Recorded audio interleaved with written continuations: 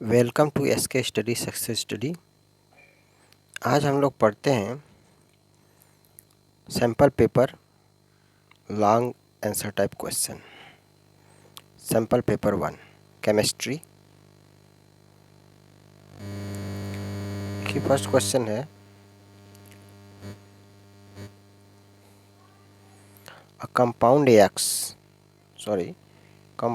A with molecular formula C2H4O2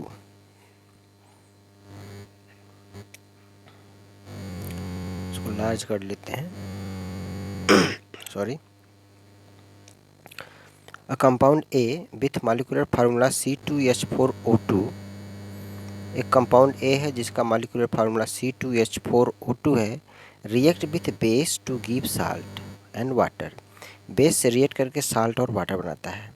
अगर वह base से रिएक्ट करके साल्ट और वाटर बनाता है तो इसका मतलब ये एसिड होगा। C2H4O2 एसिड ही बेस से रिएक्ट करके साल्ट और वाटर बनाता है। आइडेंटिफाई ए को आइडेंटिफाई करना है।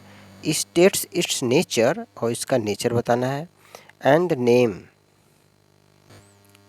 States it's nature and name of the functional group और फंक्शनल ग्रुप का नाम बताना है।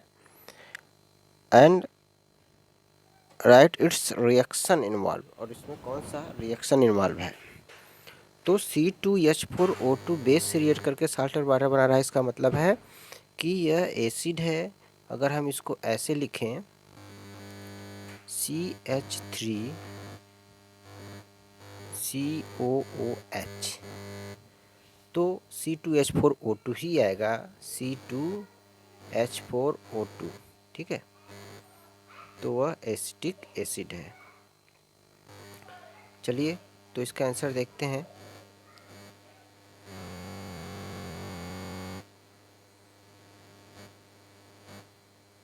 देखिए वो कंपाउंड CH3COOH है, जैसा कि मैंने बताया एसिटिक एसिड इसको कहते हैं। वह एक कंपाउंड एसिटिक एसिड है। चूँकि एसिड है CH3COOH है, कार्बोक्सिलिक एसिड ग्रुप है, तो इसका नेचर क्या होगा, एसिडिक होगा। यह एसिड है, एसिटिक एसिड है तो एसिडिक नेचर का होगा। इस फंक्शनल ग्रुप क्या होगा, कार्बोक्सिलिक ग्रुप होगा COOH। इसका फंक्शनल ग्रुप क्या हो जाएगा, COOH। और इस में कौन सा केमिकल रिएक्शन इन्वॉल्व है, ये देखिए यहाँ पर जो CH3COH है यानी कि एसिटिक एसिड बेस से रिएक्ट करके साल्ट एंड वाटर बनाता है, तो हम लोग बेस ले लेते हैं NaOH, सोडियम हाइड्रोक्साइड बेस। ये NaOH बेस है। अब इससे क्या बन रहा है, CH3COO and Na, CH3COO Na, इसको कहते हैं सोडियम एसीटेट साल्ट। यह सोडियम एसीटेट साल्ट है और वाटर बन रहा है, यानी साल्ट एंड वाटर बन रहा है। तो इसमें ये रिएक्शन इन्वॉल्व है, sodium acetate salt and water. Next question number B है।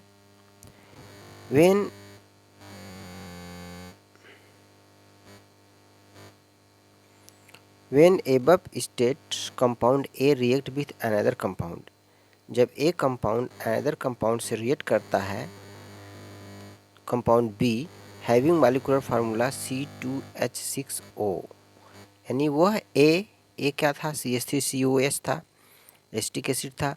वह अनदर कंपाउंड B से रिएक्ट करता है जिसका फार्मूला C2H6O है। इस C2H6O को हम C2H5 और OH लिख सकते हैं। इसका मतलब यह एल्कोहल ग्रुप का है। In the presence of N acid sweet smelling compound C is formed, और B से रिएक्ट करके वह स्वीट स्मेलिंग कंपाउंड C बनाता है, C बना रहा है। तो अब क्वेश्चन क्या पूछ रहा है कि identify B and C, B और C को पहचानना है क्या है। State the role of acid in this reaction, और एसिड का क्या रोल है। Write the chemical equation for the reaction involve, और केमिकल इक्वेशन भी राइट करना है इसका। चलिए देखते हैं बी का आंसर।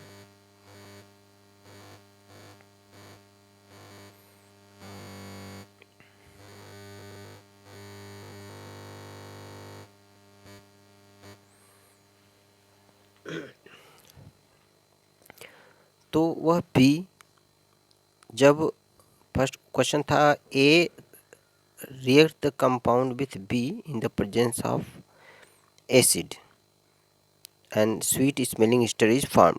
तो A जो कि CH3COOH था, वह कंपाउंड B से जब रिएक्ट कर रहा है तो कंपाउंड B क्या है, C2H5OH है, यानी एथेनॉल है, यानी एल्कोहल है। और जो कंपाउंड C बन रहा है वह एथाइल एसीटेट है, या इसको हम एथाइल एथेनोएट भी कहते हैं, एथाइल एसीटेट को। जैसा कि यहाँ पर ये रिएक्शन दिया है,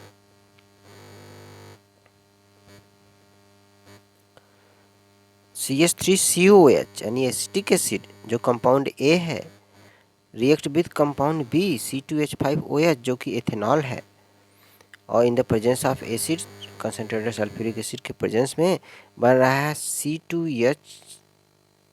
CH3COO एंड C2H5। देखिए CH3COO एंड C2H5 बन रहा है जो कि स्वीट स्मेलिंग ईस्टर है, इसे हम कहते हैं एथाइल एथेनोएट।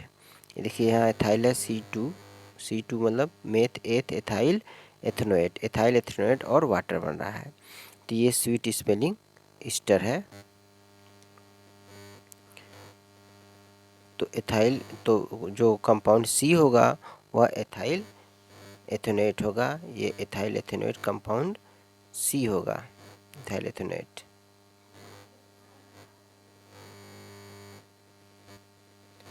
कंपाउंड ए क्या है, CH3COOH, कंपाउंड B से रिएक्ट कर रहा है और sweet smelling Easter ethyl ethanoate C बन रहा है। उस एसिड का रोल क्या है, रोल ऑफ एसिड, जब इसमें यहाँ पर एसिड है, एसिटिक एसिड C2H5OH से रिएक्ट कर रहा है तो प्रेजेंस ऑफ एसिड, तो यहाँ पर जो H2SO4 है केवल कैटालिस्ट का काम कर रहा है। It is act as a catalyst. Catalyst means which increases the rate of reaction, means which increases the rate of esterification process. यहाँ पर दिया हुआ है it is a catalyst which will speed up the process and esterification will proceed speedily and complete on time, ताकि वह reaction completely हो जाए, समय पर हो जाए। इसलिए केवल रेट ऑफ कैटालिस्ट का काम कर रहा है, इसका कोई और रोल नहीं है, केवल कैटालिस्ट की तरह काम करता है ये। नेक्स्ट क्वेश्चन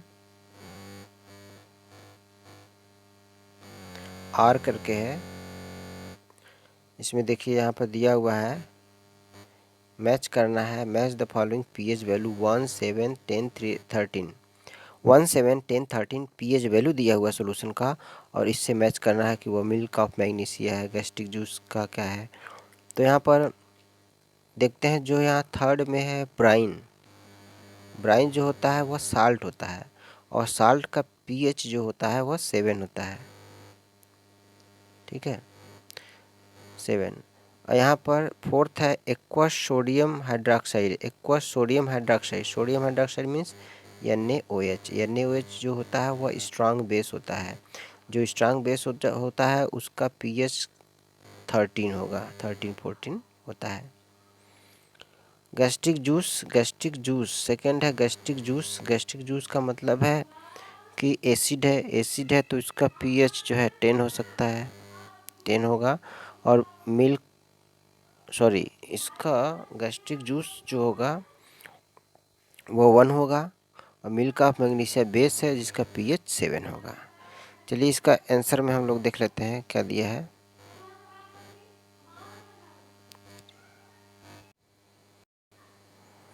देखिए यहाँ पर मिल्क ऑफ मैग्नीशिया का जो कि बेस होता है, मिल्क ऑफ मैग्नीशिया एक सिरप होती है जिसमें मैग्नीशियम हाइड्रोक्साइड होता है जो कि बेस होता है, इसका pH 10 है। गैस्ट्रिक जूस का pH 1 है। ब्राइन जो कि मैंने बताया है NaCl यानी से होता है जिसका pH 7 होता है, और सोडियम हाइड्रोक्साइड जिसका pH 13 होता है। फिर अगला क्वेश्चन,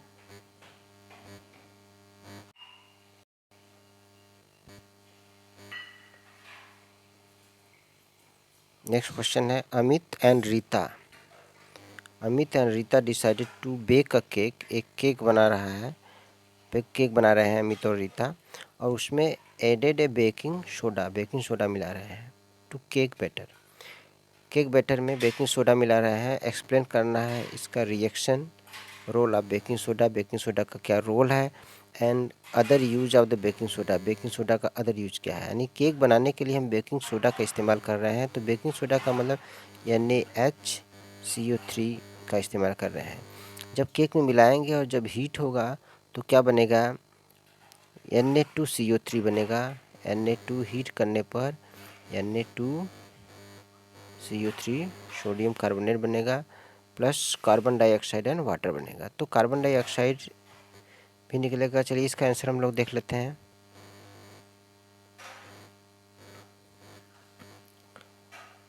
देखिए यहाँ पर है baking soda undergo the thermal decomposition reaction. क्या होगा कि थर्मल डिकम्पोजिशन रिएक्शन होगा, यानी NaHCO3 जब हीट होगा केक बनाने के लिए तो क्या बनेगा, Na2CO3 बनेगा, सोडियम कार्बोनेट बनेगा, कार्बन डाइऑक्साइड निकलेगा और वाटर बनेगा। तो यहाँ पर ये एक तरह से हीट करने पर यह डिकम्पोज्ड हो रहा है, डिकम्पोजिशन रिएक्शन है, और केक जो है फ्लफी हो जाएगा, सॉफ्ट हो जाएगा, क्योंकि इसमें से कार्बन डाइऑक्साइड गैस निकल रही है जो केक को फ्लफी बना देता है। इसका यूज देखिए क्या है। यूज इस बेकिंग सोडा का यूज NaHCO3 बेकिंग सोडा का यूज होता है फायर एक्सटिंग्विशर में। आग बुझाने के लिए जो फायर एक्सटिंग्विशर होता है उसमें बेकिंग सोडा का यूज़ किया जाता है। एंटासिड के रूप में जब एसिडिटी होती है तो हम लोग बेकिंग सोडा का इस्तेमाल करते हैं। जब स्टमक में एक्सेस एसिड रिलीज होती है तो उसको न्यूट्रलाइज करने के लिए, या to neutralise the effect of acid in insect sting. जब इंसेक्ट हमारे बॉडी में इंजेक्ट करते हैं एसिड तो उसको न्यूट्रलाइज करने के लिए। तो बेकिंग सोडा का यूज हम फायर एक्सटिंग्विशर में भी करते हैं, एंटासिड के रूप में करते हैं, और neutralise the effect of insect sting. Next question देखिए, यहाँ पर नेक्स्ट क्वेश्चन दिया हुआ है read the given passage and answer the question.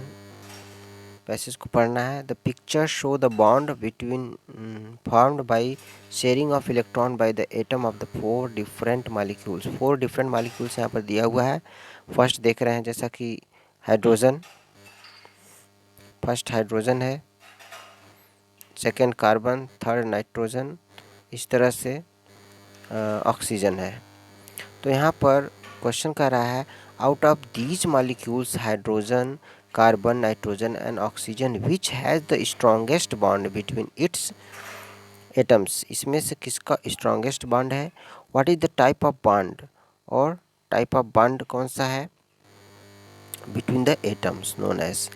तो किसका बॉन्ड स्ट्रांग है और किस तरह का बॉन्ड है ये। देखिए यहाँ पर जो कार्बन है ना, इसका बॉन्ड स्ट्रांग होता है और इसके बीच कोवैलेंट बॉन्ड होता है। जैसा कि यहाँ पर हम लोग देख रहे हैं कि कार्बन जो होता है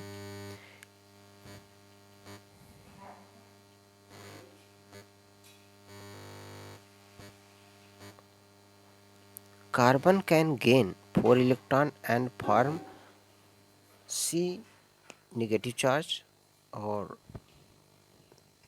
कॉल्ड आयंस। यानी जो कार्बन होता है इसके आउटर मोस्ट में 4 इलेक्ट्रॉन होते हैं। तो 4 इलेक्ट्रॉन अगर वह ना ही गेन कर सकता है ना ही लॉस कर सकता है, क्योंकि गेन इसलिए नहीं कर पाएगा कि वह 4 इलेक्ट्रॉन अदर एलिमेंट ट्रांसफ़र नहीं कर पाएंगे, लॉस नहीं कर पाएंगे, गेन भी नहीं कर पाएगा, क्योंकि 3 से अधिक इलेक्ट्रॉन एलिमेंट में वो एनर्जी नहीं होती है कि 3 से अधिक इलेक्ट्रॉन को लॉस कर सकें। तो अगर ये गेन करता है तो 4 नेगेटिव बनाता है कार्बन, अगर लॉस करता है तो 4 पॉजिटिव बनाता है। It form the 4 covalent bond by sharing its valence electron. तो 4 इसमें कोवैलेंट बॉन्ड बनते हैं। This type of bond between the atom is known as covalent bond. इसको कोवैलेंट बॉन्ड कहते हैं। कार्बन के बीच जो बॉन्ड होते हैं ना, वो कोवैलेंट बॉन्ड होता है। Carbon compound are those where there is carbon carbon bond. तो इस कार्बन, हाइड्रोजन, नाइट्रोजन और ऑक्सीजन में स्ट्रॉन्ग बॉन्ड कार्बन के बीच है। और किस तरह का बॉन्ड है? ये कोवैलेंट बॉन्ड है।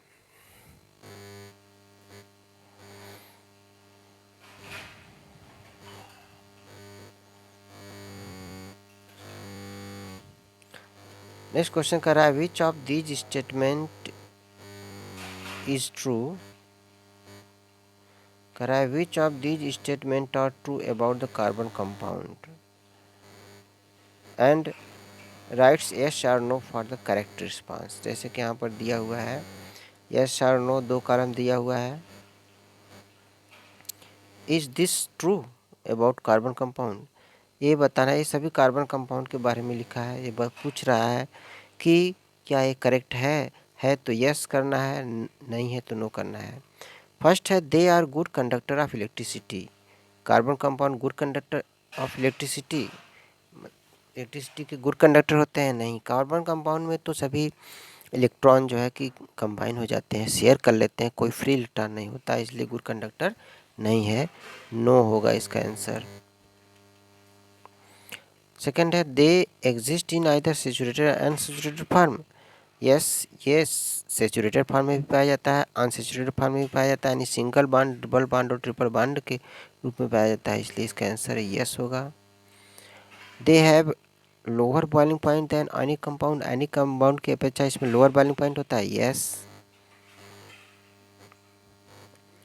इसका आंसर देखिए यहाँ पर दिया हुआ है।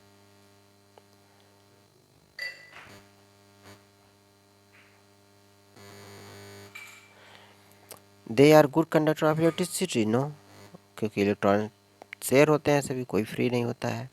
They exist in either saturated और unsaturated form, yes, they saturated form में पाया जाता है और अनसैचुरेटेड में भी, इसलिए यस हो गया।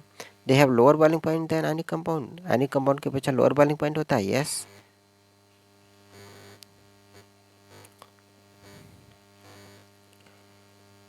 आर करके है एक question, which element exhibits the property of catenation to maximum extent and why।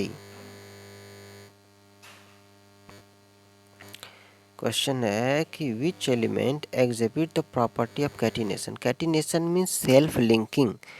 Carbon एक ऐसा कंपाउंड है जो अपने आप में कंबाइन होता है और कंबाइन होकर के लार्ज अमाउंट ऑफ कंपाउंड बनाता है to maximum extent and why. तो कौन कार्बन कंपाउंड की कौन सी प्रॉपर्टी है, किस में होता है? ये होता है कार्बन में। कार्बन ही एक ऐसा कंपाउंड है जो कि खुद से, यानी सेल्फ कैटिनेशन, सेल्फ लिंकिंग जिसे कहते हैं, या कैटिनेशन, आपस में ये कंबाइन होता है। इसलिए due to strong carbon carbon bond, क्योंकि इसमें कार्बन कार्बन के बीच स्ट्रॉन्ग बॉन्ड होते हैं। Okay, thank you for watching.